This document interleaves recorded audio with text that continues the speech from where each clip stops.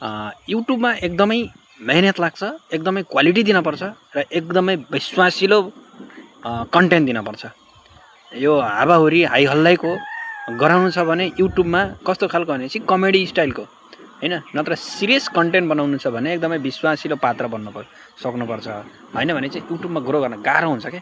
युट्युबमा तपाईहरुले सोचे जस्तो त्यति सजिलै ग्रो गर्न चाहिँ सकिन्न।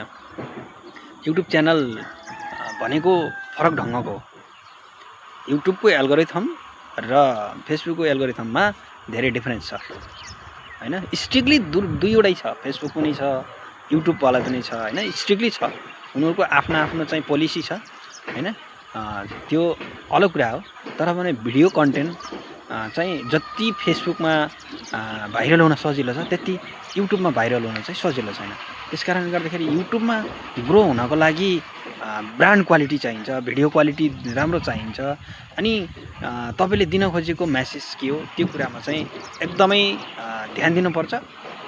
त्यो क्वालिटी कस्तो दिँदैछु, के गर्दैछु, कस्तो भिडियो बनाउँदैछु हैन, मैले दिएको मेसेज चाहिँ के जाँदैछ त पब्लिकमा भन्ने कुरा चाहिँ युट्युबमा ख्याल गरेर गराउनुपर्छ भने टिकटक र फेसबुकमा चाहिँ त्यस्तो हुँदैन। टिकटक र फेसबुकमा अलिकति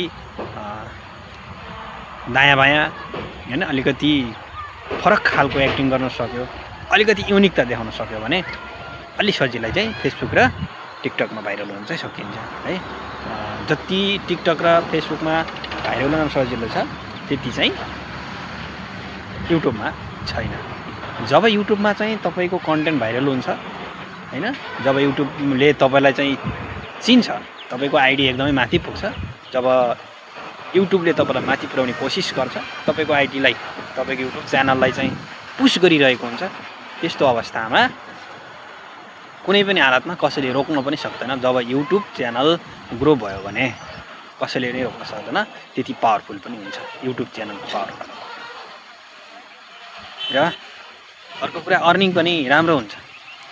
टिकटकमा फेसबुकमा भन्दा अर्निङको हिसाबले पनि जब भ्युज राम्रो आउँछ, भाइरल भइन्छ हैन, भ्युज जति राम्रो आउँछ नि, राम्रो भ्युज आउनेको तुलनामा हेर्ने हो भने जति फेसबुकबाट भ्युज आएको पैसा र युट्युबबाट आएको पैसा भ्युजको आधारमा तुलना गर्ने हो भने युट्युबले धेरै गुणा माथि खिचेको हुन्छ। त्यसैले समग्र रूपमा हेर्नु पर्दाखेरि सामाजिक सञ्जालमा जसले कन्टेन्ट क्रिएट गर्छ, त्यो कन्टेन्ट क्रिएट गर्ने जो व्यक्तिहरू हुन्छ उनीहरूको लागि सबैभन्दा राम्रो प्लेटफर्म भनेको युट्युब नै हो है त। यदि तपाईहरुले पनि युट्युब च्यानल चलाउनुहुन्छ, यो भिडियो तपाईँ सामु आएको छ भने तपाईहरुले पनि यो च्यानललाई सब्स्क्राइब गर्नुहोस्, हामीसँग जोडिनुहोस्, भिडियो मन परे लाइक गरिदिनुहोस् अनि शेयर गर्न पनि नबिर्सिनुहोस् है त। धन्यवाद, थ्याङ्क यू भेरी मच।